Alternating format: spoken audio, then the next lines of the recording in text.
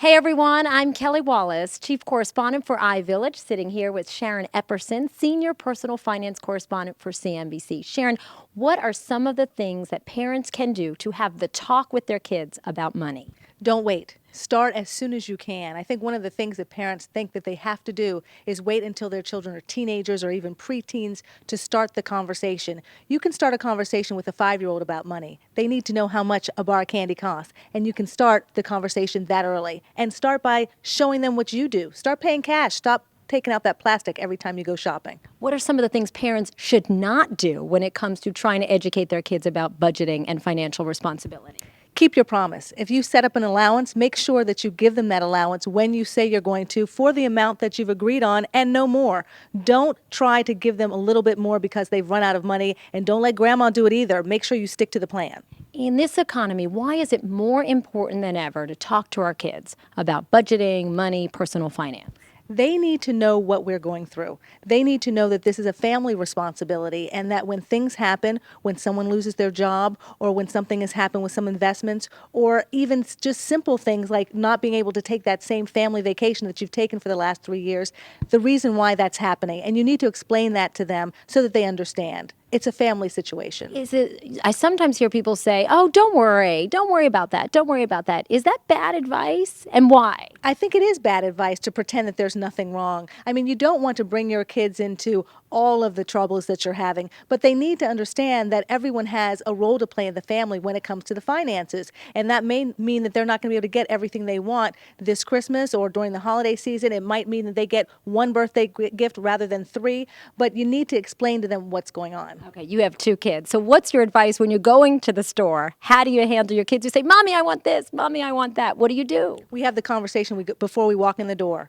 I'm not buying anything today, or I'm buying these things. This is what we came for. We came to get 2 pairs of jeans. We came to get some some bows for the braids in your hair, and that's it. We're not going to pick up some toys. We're not going to do that. That's not for this time. That's for birthdays. That's for another time. And what's your advice about how to deal with allowance? Is it to be consistent? What's the best way to go? I think the best way to go is to have the children earn it. I mean, one of the things that I hear so often is that parents just give their kids money and there are no strings attached. There need to be some responsibilities attached to the money that you're giving them. So if they're not earning the money in a job, they need to be earning it in a job in the home, doing certain chores, and then be allotted a certain amount of money for that. And then a tie to the allowance needs to be the responsibility of saving some of it, spending some of it, maybe even also giving some of it to charity. Teach your kids the responsibilities that they need to have as adults as well. Save, spend, and also give to charity. Why is it so hard to have these conversations with our kids?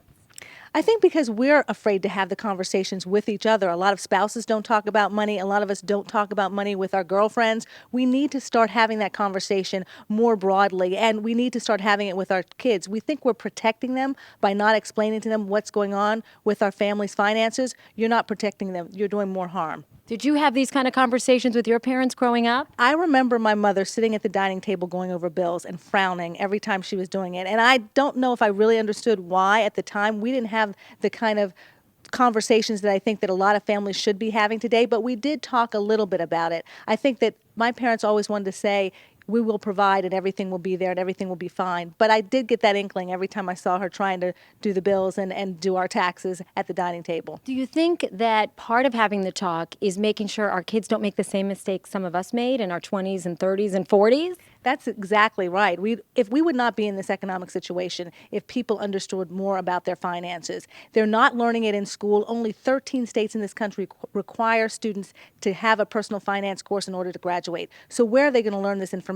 They're only going to learn it at home. It's up to mom and dad to teach this information. You are so passionate about this subject. Why? Why are you so passionate about getting this message out? It's the road to independence. The only way that you can become independent, financially independent, is to understand what's going on with your own money. And what that allows you to do is to have choices, to make your own choices and not have them thrust upon you. And what happens to so many women is that they wait for someone else to handle their finances, and that means you're waiting for someone else to make those choices for you. We cannot wait any longer. Because I'm sure you're not surprised. 41% of women in an iVillage survey said that they don't feel like they have enough information to teach their kids about basic money skills. And it's out there. It's on iVillage. It's on CNBC.com. It's all over the web. There is information out there for people to get. They just need to access that information and share it with their kids. And what they need to really explain to their kids, and I'm talking about small children and all the way up to teens, is that it's really just about making a sound decision. If you're going to get the bike, or you're going to be able to save money and actually keep some of the things that you've had for a long time to save up for that bike, it's all about making that decision about what you want. And that's how you explain it to them so that they're not afraid about it. It's really just about making a good decision. Sharon Epperson, Senior Personal Finance Correspondent for CNBC, thank you so much. My pleasure. Great to be here.